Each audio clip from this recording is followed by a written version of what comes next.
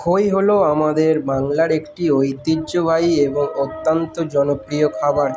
পূজা পার্বণ, মেলা কিংবা বিকালের হালকা নাস্তা সবখানেই খইয়ের একটা আলাদা কদর আছে।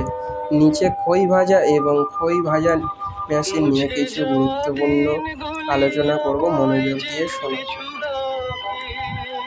খই মূলত ধান থেকে তৈরি হয়, তবে সব ধান থেকে ভালো খই হয় না। এর জন্য নির্দিষ্ট কিছু জাতের ধানের প্রয়োজন হয়। বাঙালি সংস্কৃতিতে খইয়ের স্থান অনেক উঁচুতে। লক্ষ্মী পুজো, সরস্বতী পুজো থেকে শুরু করে যে কোনো মাঙ্গলিক অনুষ্ঠানে খই বাতাসা বা দই খই অপরিহার্য।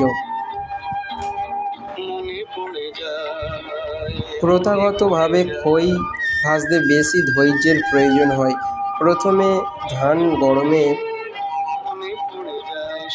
তাপ দিয়ে নির্দিষ্ট পরিমাণ মতন জল দিয়ে নেওয়া হয়। এরপর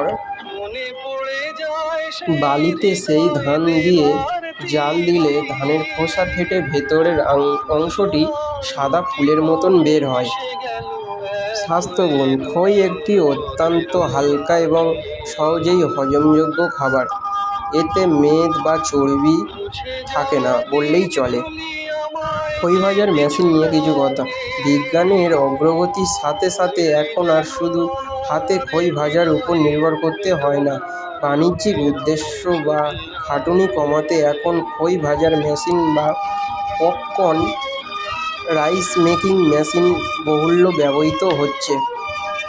মেশিনের কার্যপদ্ধতি ও সুবিধা: এই মেশিনগুলোতে ধান বা চাল দেওয়ার পর স্বয়ংক্রিয়ভাবে বালির উত্তাপে নির্দিষ্ট তাপমাত্রায় এই খই ভাজা নিখুঁতভাবে বেরিয়ে আসে। অধিক উৎপাদন: হাতে সারাদিনে যতটুকু খই ভাজা সম্ভব, মেশিনের সাহায্যে মাত্র কয়েক ঘন্টাতেই তার চেয়ে কয়েক গুণ বেশি উৎপাদন করা যায়।